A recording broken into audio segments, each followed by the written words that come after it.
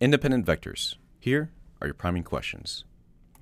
Let's start with the definition for independent vectors. For this, it's a very simple definition. Independent vectors are vectors that are perpendicular to each other.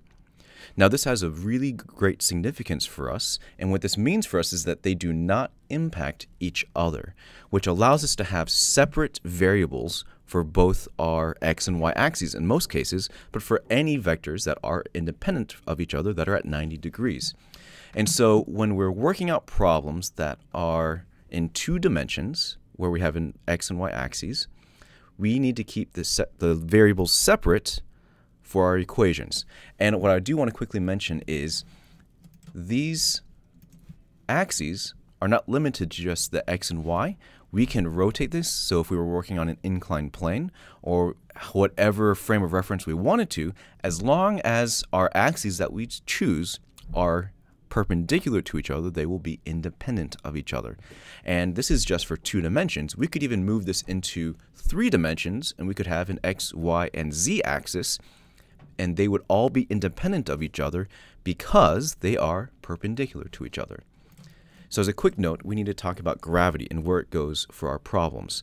So with gravity, we know that gravity operates for us in the down direction. And if we choose our standard x and y axes, what this means for us is that gravity only works in the y-axis and has no influence or bearing on the x-axis. So if we have an object like an arrow that is moving in the horizontal through the air, it's going to start to fall once it has been released from the bow, but that horizontal movement is not going to be influenced by gravity.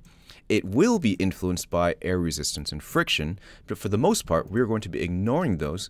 So we could say that once this arrow leaves the bow, its horizontal velocity is going to remain constant, whereas its vertical velocity will change depending on gravity because that is in the y-axis. There is only one exception to the variables being separate, and that is time. And always keep this in mind. So time will always be the shared variable. Whatever time you have for the x, that will also be the time for the y. And the hint here is that in many problems that work in 2 dimensions, for our projectile problems, you will need to find the time in many cases so that you can translate it into the other axis to be able to solve for your final answer. And so when we split up our variables, we need to work with each axis independently first, and then if we have a time, that is the only one that can be shared between the 2 axes.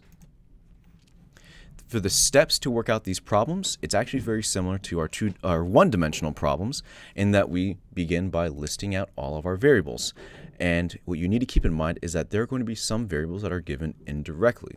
So when you hear statements like starting from rest or being thrown horizontally or anytime you have something that's going through the air, you automatically know the acceleration in the y, that's due to gravity, and you need to set your frame of reference, whether down is positive or up is positive.